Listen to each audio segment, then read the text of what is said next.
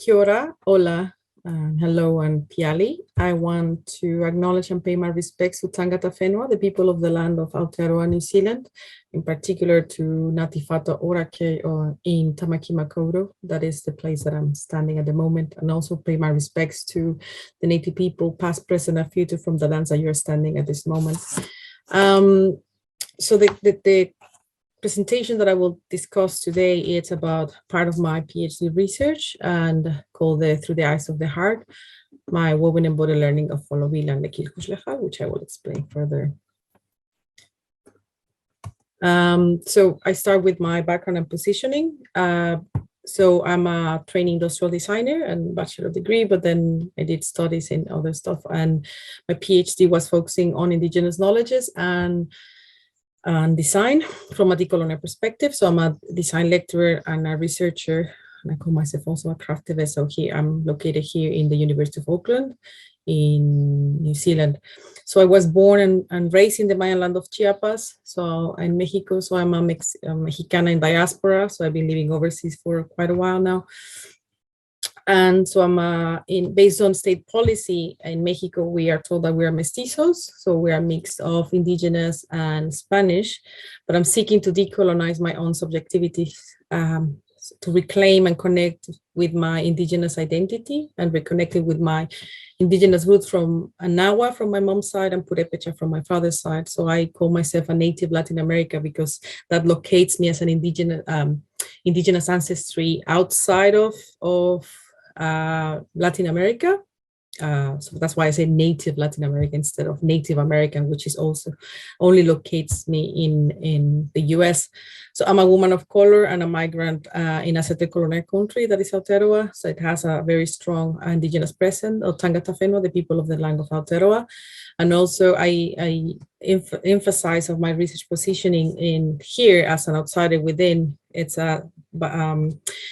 a border spaces of groups with unequal power. So how I'm perceived and when I locate myself, when I'm here in Aotearoa, when I'm in Latin America, the way that I'm perceived changes, and therefore that brings other layers and of complexity in a way.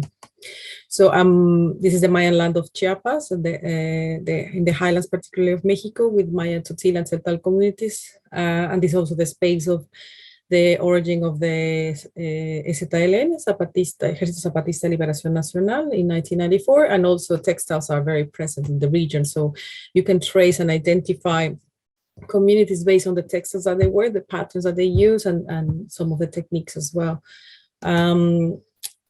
So we have this in Latin America, we have this space called artisanal design, with these indigenous artisans and we call hegemonic designers, or people who study design from a Western hegemonic way, collaborate. But although there's many tensions because we have different worldviews and approaches into what design is and exists. So, and there are many critiques about classifying this craft as a lesser than design or even art, and putting this indigenous knowledge as inferior as other knowledges that comes from academia. And the reality in Mexico is that there's many initiatives that are working in this space, but there's concerns about colonization of indigenous knowledge and using all the artisans as producers of the designer's collection. And it's very hard to distinguish which initiatives are actually ethical in a wide spectrum, among other things. So I want to introduce you, they are mis compañeras de Malacate, Taller Experimental Textil. They are, I said, are my research partners because this was a collective research. And then even there, you can see this is the base, the founding group from Sinacantan. They are Mayan, Tzotzil, and Celtal, and there's actually also in the picture my mother and my daughter. As a decolonial stand to bring family and show myself as a woman from Chiapas connected to the land, not only as an external. So we explore Lekil Kuxlejal, which is Lekil is good, Kuxlejal is life. They're also known as Vida Digna y Justa, for dignified life. And it's an equivalent in a way of Buen Vivir from Maya, Tzotzil, and Celtal people. And so Jolobil, the backstrap loom that we will see, and Jalel, which is weave, are very important aspects of Lekil Kuxlejal, and it's also present in their oral expression, even in the presence of the heart as well. So So we use like visual digital sensorial ethnography and co-design workshops. There are a few examples of images in the field, and also using digital channels, that social media channels that Malacate uses for trading and to sharing their stories, because it goes beyond only trading textiles, but it's more telling their stories and the processes behind it, is educating the public of what they do. So we can see a few other examples of the field work. And also it's important that they acknowledge they are activists in the sense that they recognize and they know that the patterns and textiles are part of the indigenous people's right declared by UNESCO. So they have, in the context, they are leading the way in this statement. So backstrap loom weaving, this technique was taught by the goddess Ixchel based on Mayan knowledge, but also it's present not only in Mayan tradition, but in Mesoamerica in general, the cultures that are pre-colonial from mid-Mexico until Central America. So there's evidence in archives and the different codex and also records from after the Spanish arrival. So the heart and the presence of the heart, Otan in Tzeltal, it's a very important. So they acknowledge themselves that it's part of they call it heart and the thought, or think with the heart.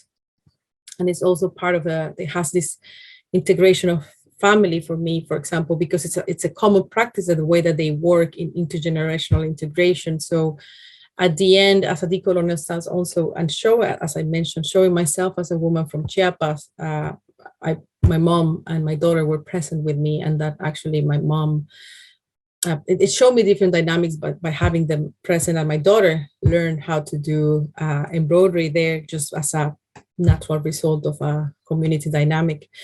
So we use a lot of onto epistemologies of the South, like sentir pensar, fazborda, corazonar, which is embedded more from Mesoamerican worldview as well, but it's also present in other parts of Abya Yala, and embodiment, the knowledge that comes through the body. So for me, it was very important to understand Jolobil through the practice of learning, this apprenticeship of Jolobil.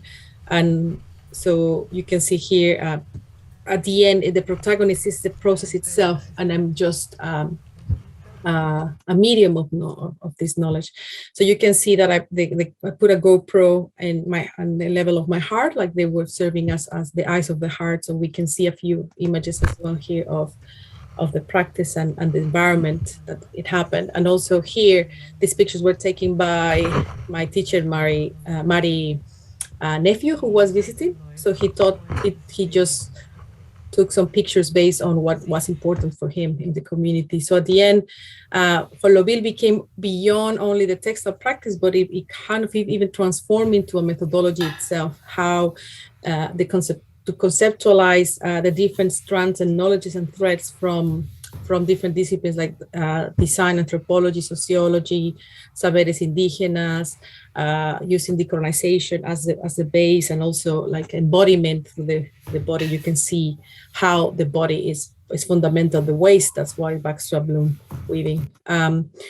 So we can see if we make sense of it, like weaving Jolobil is like sentir, pensar, and corazonar. So it allows us to analyze and to have a creative exploration using la urdimbre or warp as patrones sentipensantes, the findings that comes from the field, and also the trama of the weft that comes from embodied reflexivity of sentir, pensar, o corazonando. So, and also the important part of Jolobil is the cycles. You can see in the video, Lucy's doing how she has to tense her body to pass the thread, and then at the end you have to let go to the thread so you can change the direction of the threads and continue the process. So this letting go is also embedded in this approach.